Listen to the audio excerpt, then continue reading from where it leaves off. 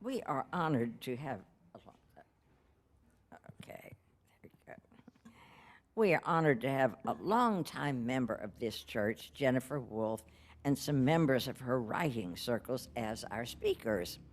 Jennifer will introduce the anthology project and the poems of justice featured in it, and Shani Hall is going to speak about her experience with this collective.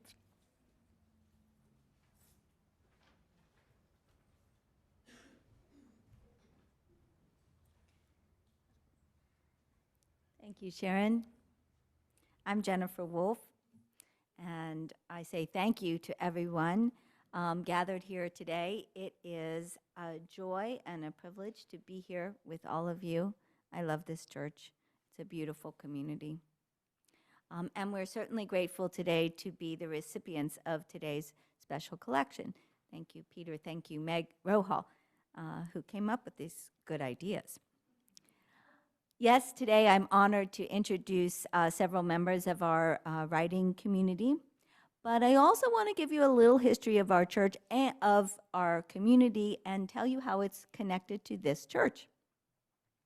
So, did you know that this church is actually where we got our first start? We had our very first writing circle here in one of the classrooms over there, and there were 16 people there. Bud, our longest ever member, was in there. Sharon was in there. Ron Hersom was in there. Meg Rohal, and some other absolutely wonderful people. We had a great time. Lois, I think you were too. So that was 2011, and in 2013, I decided to get certified to start a community down here called Women Writing for a Change. There is a mother school in Cincinnati, and I made our own affiliate. And then in 2014, we had our first class, and Meg Rohal, our current board president, was in that circle. Now, since then, I have facilitated hundreds of writing circles. And Shawnee's like, yeah, and I've had to set up half of them. No, just kidding. But it also has been a great pleasure and privilege. We've worked with women who are incarcerated. We worked with the docents after the Anne Frank tour came through at Mosh. We worked with doctors and nurses who are exhausted from COVID. We've worked with grieving parents who have lost a child. We have worked with exhausted nurses from COVID, certainly nature lovers, bird watchers, people in alcohol and drug recovery, and then the plain old ordinary people with extraordinary stories. We've all got them. Now, we do center the stories of women, but not exclusively. We do welcome all genders to some of our circles and our events, and the children and the elderly, because we really believe in deep diversity, and we enjoy that deep diversity of voices. 5 years ago, we reformed ourselves as a nonprofit so that we could reach more people and a more diverse community of people. And again, Meg was involved. I asked her to be on the board, and always seeking to amplify the voices and perspectives of women. We then added an art exhibition to our programming. We have a program called See the Women. That's because I found out, as of 7 years ago, when I first moved to Riverside, that all of the art in our national museums at that time, of all that art, only 2% was by women. So everything you know about art is from that male perspective. At least that's what I knew. So I can do something about that. I made my house an art gallery, and then we started having events at my house because we had this wonderful background, and I invited women leaders to our to my living room to talk about the work that they're doing in the community.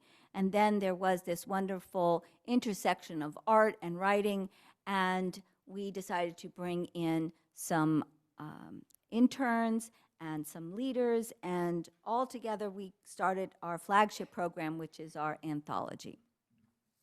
And we've also added a lot of scholarship funding, and we have two fellows in our organization right now.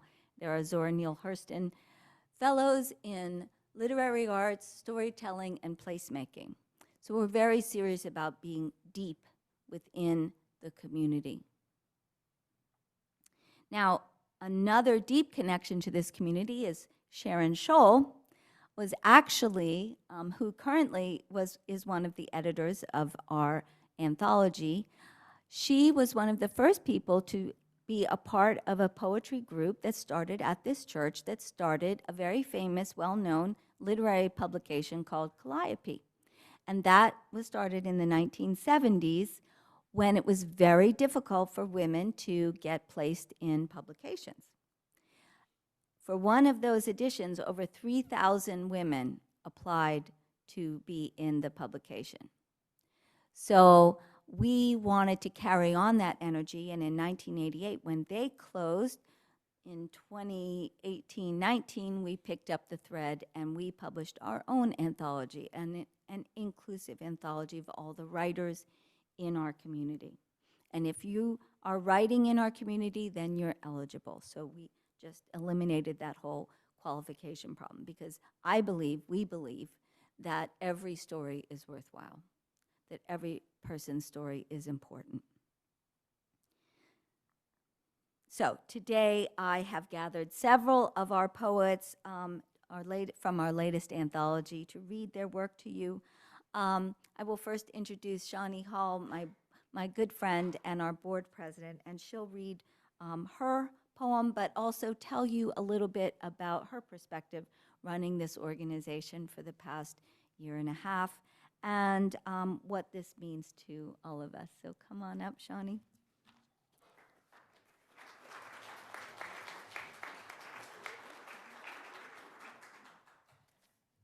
Good morning, everyone. I have to first tell you a little bit about why I enjoy these writing circles. I think just building a community like you guys have done here, one that can be supportive of each other, has probably been the most important thing. Oh, the mic, sorry. Okay, is that okay? I think, again, with our circles, Jennifer's absolutely right. Whether you're 80 or whether you're 8, we all deserve to be heard. We all have a story. We all have a story of just and unjust, joys and sorrows that once it's out, we're able to share and connect with each other. And that's been the most important thing with writing circles that I've experienced. So with that, I'm going to read a poem today that's published in our latest anthology, and it's called The Garden of Unequal Harvest. Oh, online, sorry. Is that okay? Okay. In the garden of unequal harvest, we reside, where plants grow bathed in disparity's light. Some flourish while others are denied. Seeds of privilege are sown far and wide, feeding the chosen, their fortunes ignite. In the garden of unequal harvest, we reside. Blooms of wealth bloom with vigorous pride, their fruits abundant, reaching great heights. Some flourish while others are denied. Neglected seedlings, their dreams pushed aside, struggling to grow in the shadows of blight. In the garden of unequal harvest, we reside. But hear the call for justice, undenied. Let fairness prevail, sunlight banish the night. Some flourish while others are denied. Compassion, the nutrient equally applied, flooding opportunity in a new dawn's light. In the garden of unequal harvest will reside. No longer shall some flourish while others are denied. Thank you.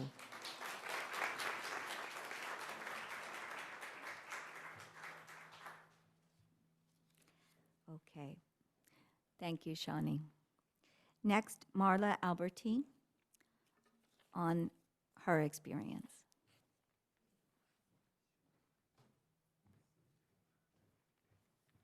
Thank you, Jennifer. Good morning. The name of my poem is called I Cried Today, again. Take off my glasses. I cried today and yesterday, Black woman weary, facing disarray. Exhausted from the weight I carry each day. Resilient, I carry it come what may. Tears flow not only for my sorrow, but the endless struggles endured, a history hard to swallow. Tales of our resistance, hope for a better tomorrow. I cry for the beauty of my soul, for the strength that keeps me whole. In a world of racial strife, when will we see peace unfold? Each tear a testament to battles fought, justice denied and freedom sought. Battles bear witness to the weariness we conceal. We are so tired of being strong. This pain is real. So we let the tears flow, evidence of my strife, but also a symbol of my affirmation of life. In a drop, a message loud and clear, a Black woman's strength can conquer her fear. Thank you.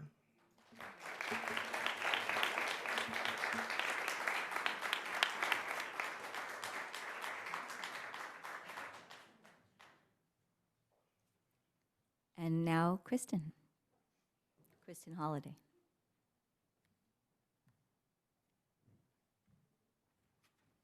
Hi. Can you hear me? Short girl problems up here. Okay. My poem's called Bonfires. In the fires that burn the flags of patriarchy, be careful what you use as kindling. Do not mistake quiet for complacent, stay-at-home mom for oppressed, Christian for homophobe, liberal for socialist, public assistance for laziness, addict for criminal, struggle for weakness, emotional for incompetent, other women for competition. We are the village. We rise together. We show how many voices create harmony, many hands make light work, many dancers make strong movements, many writers create true stories that cry to be told. Many mothers, aunts, and sisters can show you how to love these babies. These new worlds where we begin again, dismiss the idea that it's either you or them. It's always been us. Thank you.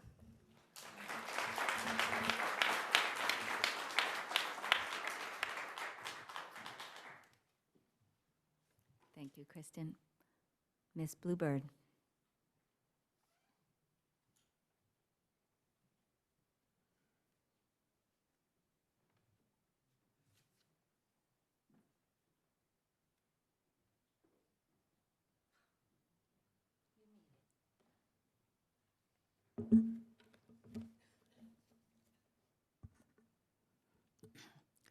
My poem is called No Woman's Dream. When it comes to abortion, this is no woman's dream. No woman wishes to deny a life. But consider how much we ignore what compromises her life, what little deaths she endures that no one notices. We believe in war, and yet we can ignore her poverty. We deny her abuse, physically and psychologically. We witness her murder in so many different ways. We stand in judgment of a woman who knows she cannot bring into life another life, when her own is compromised in some tragic way.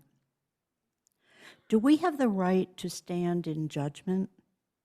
Does anyone have the right to decide where the beginning begins and where it ends? There are no answers. A woman who has had an abortion cannot tell her own story, for to tell, she could be called out, held in a courtroom, shunned at the pulpit, rebuked by friends and family.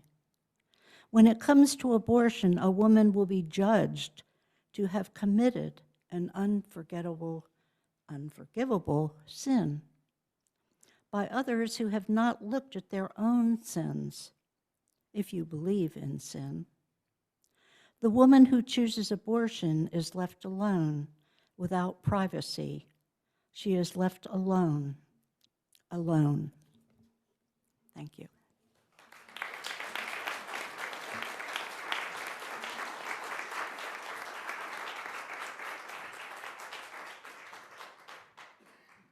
Thank you, Gail.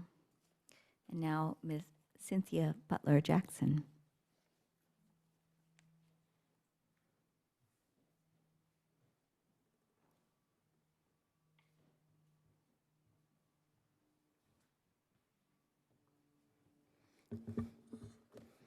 Hello, everyone.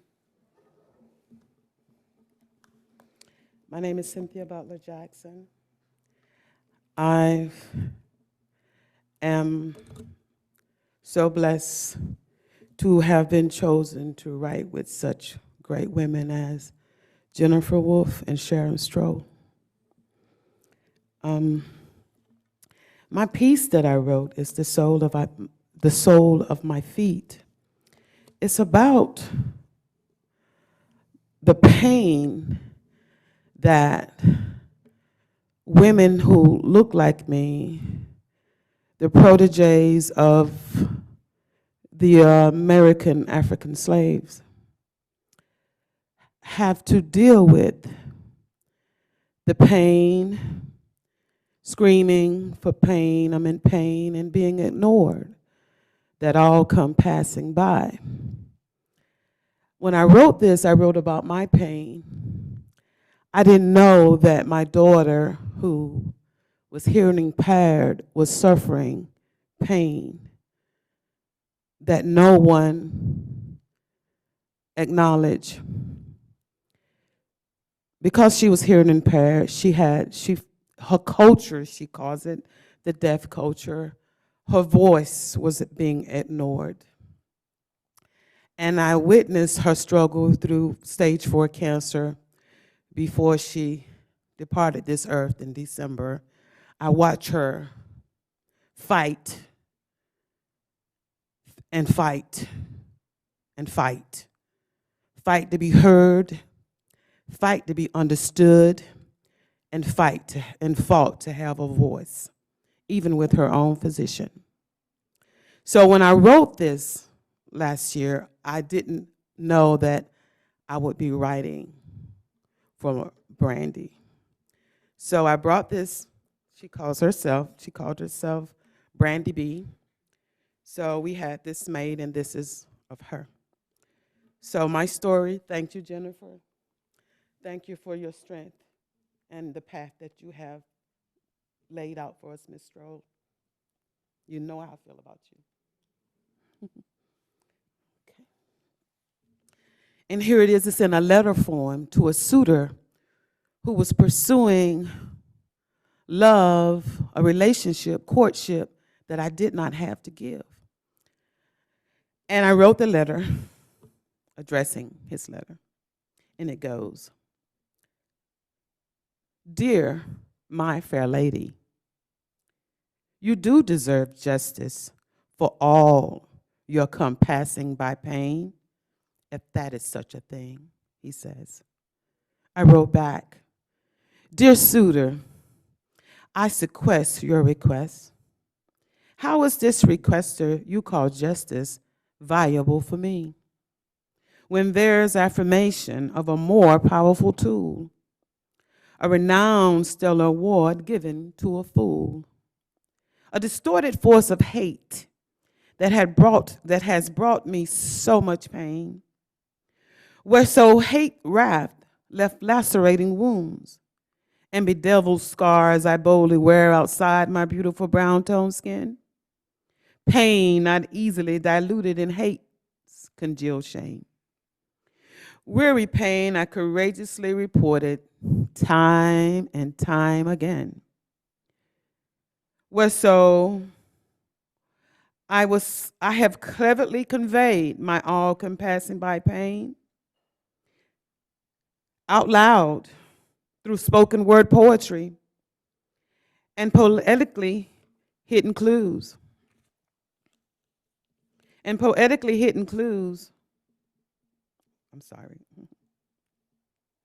Breadcrumbs, as you will, inside letters, poems, and books. Hell, I even slid lamenting, screaming while falling deep into hell's darkest pit, while others who were advocating turned away with dissent, as though this level of pain is some swag gift I inherited from my tattered culture, where so I fear the visual appearance of an earthly soul who would render sweet justice for a virtuous woman like me would never come to light unless I hurry to rewrite those fools' forefathers' heroic fictions and hunting fables. Therefore, I rewrite with preemptions, expecting to fill love's stall vacancies. And when I'm writing, I float high above hate-dark astronomical voids of love, floating into scintillating lights of reckoning, where so mitigating lights paranomically rotates my hangered pains, empowering me to navigate my trauma into stored positive energy, shifting and uplifting my fragile soul until it surrenders, resilient. Then redeposit me back, where so I land firmly on both feet, my soul return of flayless, where so my natural sense of touch became aroused, satisfying my desire to feel, surrendering my soul, my love once again, where so I can feel warm, the warm penetration from the sun's basting nature's juices on my beautiful brown toned skin, where so I can feel the moist and gentle touch of the wet and wild Bermuda grass, cresting underneath, soothing the aching feet of tattered souls, where so these essential beings solely keep me deeply rooted, well balanced, and very much alive, albeit still my all-compassing by pains goes on, dimly noted. To Brandy Hamilton, thank you.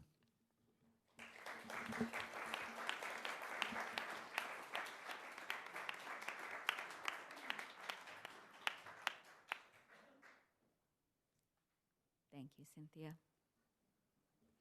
And now, Darlene Kuhn.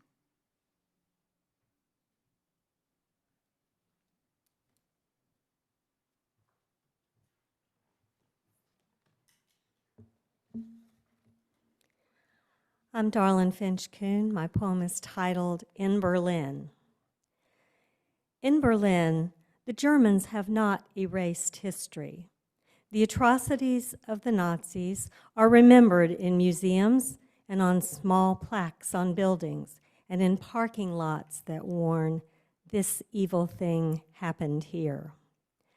But it is the victims, not the perpetrators, who are honored with remembrance in memorials, buildings, gardens, and plinths, their voices rising in ghostly chorus to sing "Never Again" as our broken hearts sing along. No Romas or Sintis are asked to vote at Heinrich Himmler Community Center. No sick or elderly Germans recuperate at Joseph Mengele Hospital. No taxes are paid at courthouses named for leaders of the Third Reich. No Jewish children are required to study at Reinhard Heydrich Elementary, Joseph Goebbels Middle School, nor Adolf Hitler High. Only in the United States are the honored dead the ones who bought and sold human beings, the ones who wielded the cruel lash, the ones who rebelled against and seceded from this country we claim to love. Only in Jacksonville are the black and brown children we love required to study at elementary schools named for Joseph Finnegan and Stonewall Jackson, middle schools named for Jefferson Davis, Jeb Stuart, and Kirby Smith, and high schools named for Andrew Jackson and Robert E. Lee. Change the names. Honor our living children, not a lost cause nor an evil past.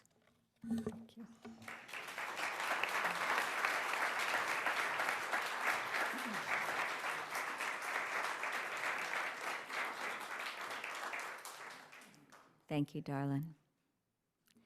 And Nancy Kaisela.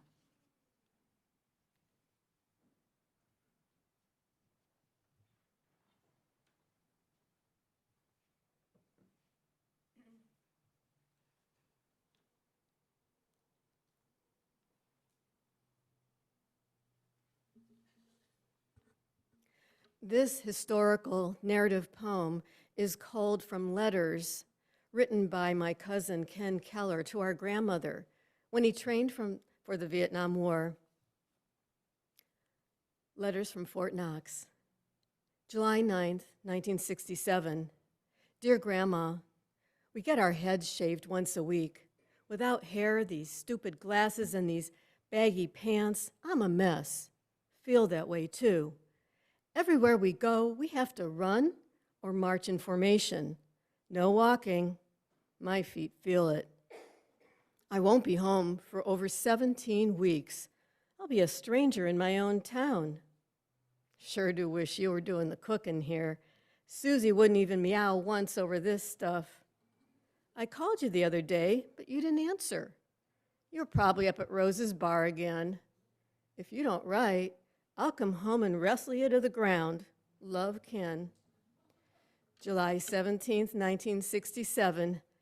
Dear Grandma, it scares the hell out of a person to be marching along and a 60-ton tank comes up behind you. We practiced throwing grenades today. I haven't been able to do much with my right arm since I fell off Lester's motorcycle in your driveway. One thing for sure, I'll never be on the Olympic hand grenade team. Keep doing your push-ups, and maybe Mrs. Kinder next door will wrestle you while I'm gone. Love, Ken. July 24th, 1967. Dear Grandma, today I learned how to kill a person 4 different ways. Say hello to Uncle George and Aunt Alice. I often think of the times we'd watch TV while drinking a few cold ones. Now I get warm water out of a canteen. I'm damn glad to get that when I do. I may get a day or 2 of leave soon. It would be nice to come home and see people who don't run around all the time yelling, kill, kill, kill. Hope you're feeling fine and still kicking the cat around. Love, Ken. 6 August 67. Dear Grandma, everybody loved the cookies. You can't get a package without all your buddies crowding around to see what you got. I had to hide some for myself. Platoon guard means walking around with a billy club, trying to look mean and important. I'd just plain run if I saw a big fight. We go into the gas chamber 3 times this week. It sure is a bad place. Thanks again for the cookies. Take care of yourself and stay out of Rose's bar. Love, Ken. 19 August 67. Dear Grandma, last night we went through obstacle courses of barbed wire and patrols. We ran through the woods and hit the ground when machine guns opened up on us. Then they had us shoot at targets in the pitch dark. I did pretty well, won an expert badge. Word is the U.S. is going to declare official war on Vietnam. President Johnson says everyone in training now will spend 13 months there. We're told most of our company will be in Vietnam by Christmas. I don't like the fatality rate. It's real high for infantrymen. No way in hell Ken Keller is going to get killed in any rice paddy or jungle. Sure, we'll be glad to get home and be a person again. Everybody's changing. You want to kill somebody for doing the smallest things. Guess we're becoming soldiers. We're all getting real homesick. Some guy slit his wrist the other night. Love, Ken. 10 September 67. Dear Grandma, I'm in armor intelligence training now. We practice reconnaissance by riding around in jeeps, pointing the way for tanks, like in the TV show Rat Patrol. They moved us a mile away into brand new barracks. We eat our meals at a place that looks like a restaurant. Feels like I'm staying at the Howard Johnson Motel. Tomorrow, we go on a night convoy.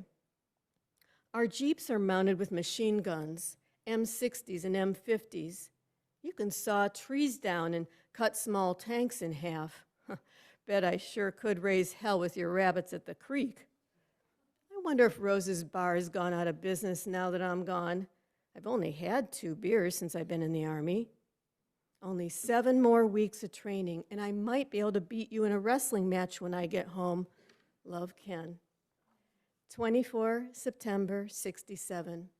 Dear Grandma, I qualified as a driver on a 7.5-ton truck. Looks like a small tank. I drove it down a mountain road at night with the lights off, cliffs on both sides.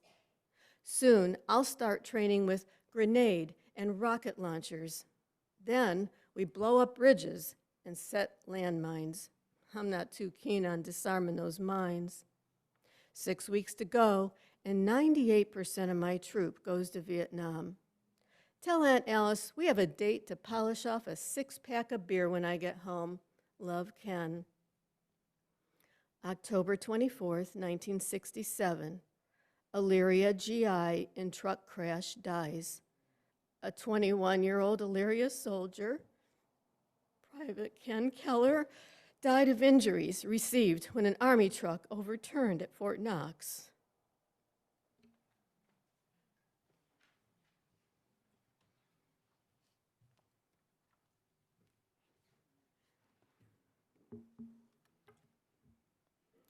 Thank you, Nancy.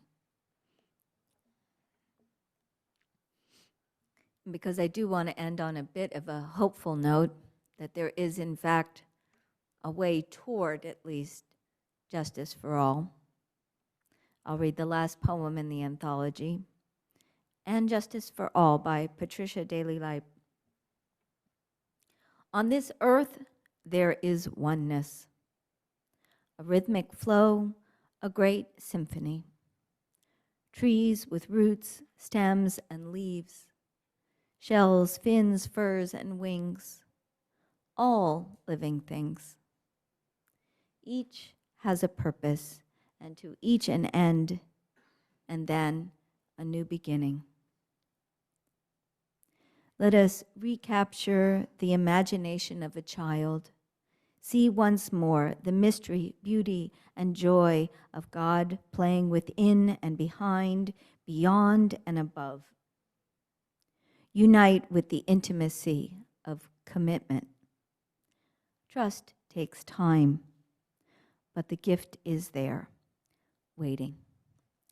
And that's And Justice for All, Patricia Daly Lipe. And thank you to all of you for listening today.